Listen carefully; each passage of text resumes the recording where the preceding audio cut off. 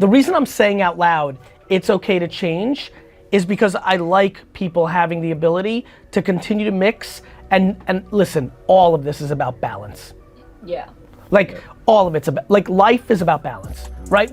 Like, one of the reasons I'm talking more about how much I sleep is because I think a lot of entrepreneurs think staying up all day is how you hustle and win. Yeah. And I'm like, wait a minute, I might be a part of that movement. I need to create clarity. So over the last 3-4 years, I mean, we had Ariana Huffington on the Ask Garyvee show 4 or 5 years ago. I've been very thoughtful about clarifying, you know, because in the first book I wrote that broke me out, Crushed It, I talked about 7 p.m. to 2 in the morning as the time you do side hustle while you still paid your bills, because I was trying to be practical. You can't quit your job.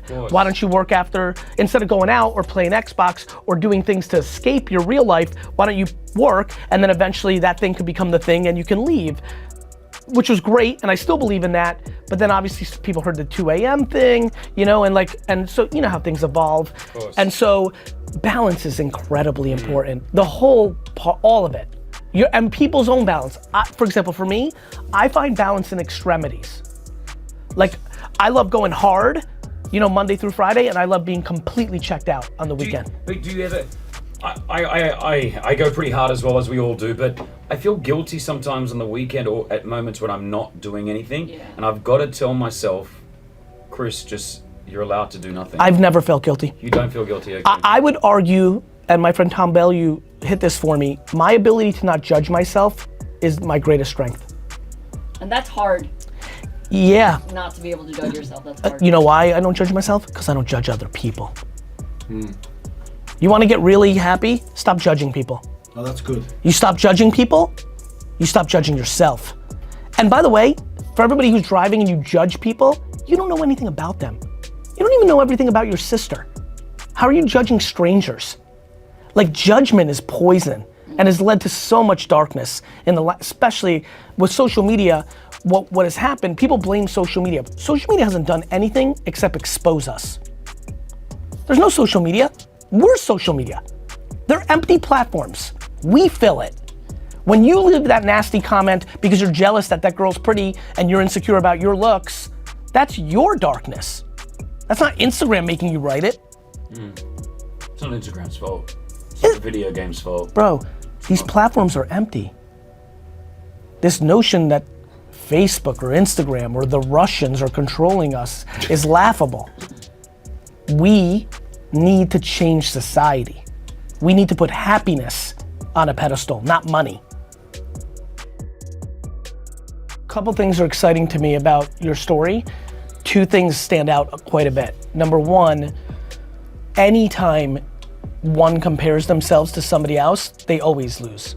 Okay. When I was 27 years old, I worked in a liquor store, and my friends drove to my liquor store and would buy champagne, and I would carry the box to their BMW. I remember you saying that in a video, yeah, but you had no ego about it. Right, because they're first of all, if your friends have bachelors or are engaged or have moved into a new apartment, I think you should be happy for them. Yeah, of course. And, but it should stop there. To your point, and I can even tell by your energy, you are. But then what happens is, and then you look at yourself and you say, where am I? Yeah.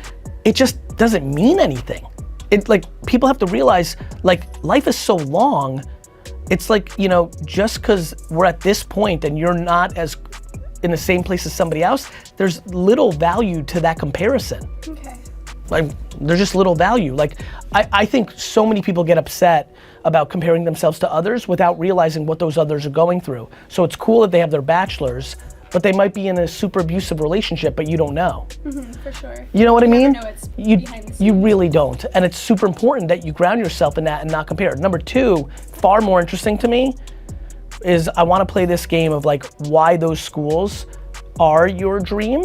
So it's not necessarily my dream. It's like, when I was in school, I did really well, and I was like, I know that I'm passionate about it and I'm creative and I have the talent. What would you like to happen? Networking. Like, so, and that's another thing with videos I've watched of yours, you're like, you don't need education, so I was going to ask you, like, you need education, you don't need to pay for it in the current packages they are. Okay. Let's play this game. So you want to go to those fashion schools, which I understand, those are legit spots. Yeah. Let's say you go there and crush, what would happen next? I don't know. It was just a matter of who I met within those years of being there, and like the fashion directors at those schools are the actual designers themselves. So like Diana von Furstenberg, Calvin Klein, Marc Jacobs, all of those people. So if I were able to get face to face with those people. But let's play that out. The amount of FIT students and Parsons students that have face to time with those three is zero. They'll come and give a speech. You might take a selfie, but you're not getting real FaceTime. You're far more likely to send a top designer DMs and offer to work for free for them, and they say yes, and then you grab coffee and pick up schmata and actually get close to them and actually get FaceTime than ever going to one of those two schools. So what, like how would that happen without going to school? You would literally take your phone right now and message them. And DM DVF and say, I'm willing to work my face off for free. And you do that to 400 of the top designers in the world, and none of them answer. And then you sit there and say, Gary, he told me this was gonna work, I hate him. And then you do it again, and you do it again, and do it again, and then somebody says yes. Okay. Until Virgil says yes and you're in Paris doing an Off-White show. This is real. Like this is why breaking down this conversation is so important. Like, this is what's so fun for me. Like, the fact that you in your mind truly believe that going to those two schools is gonna let you interact face to face with those three is amazing, because that's where I get to say, cool, but not really. And then there's another part of that question. Let's say those schools actually did give you face to face with those three. The next question is, and what then? And so, what are you gonna do in that hour? I mean, getting an hour with Calvin Klein's ludicrous, but let's say you get it from Parsons. You know, what?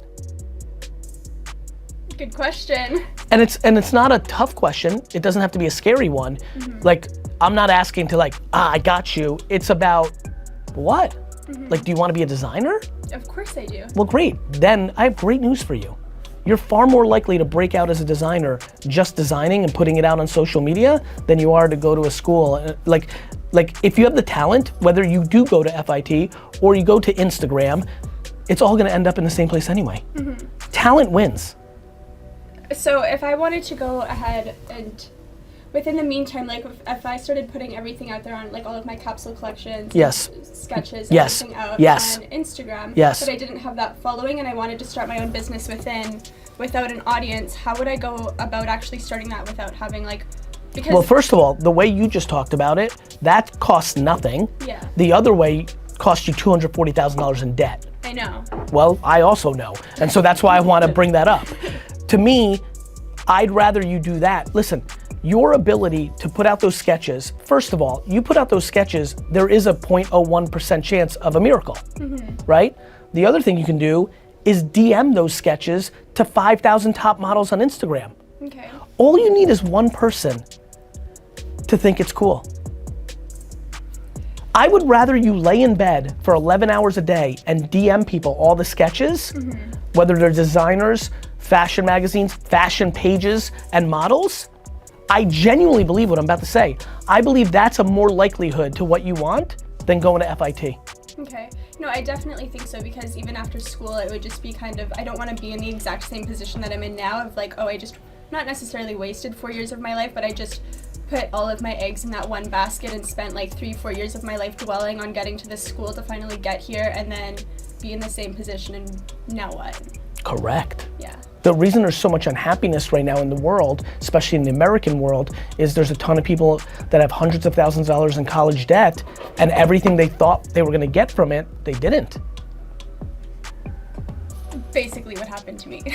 Basically what happened to millions of people. Yeah. I genuinely think that you need to sketch, capsule, and put it out for free to the world on all platforms. Like, this is why I yell about TikTok.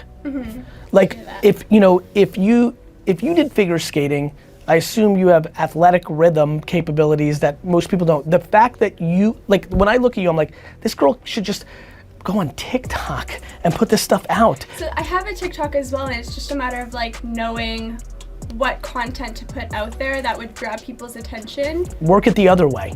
That's what everybody does, which is why people fail.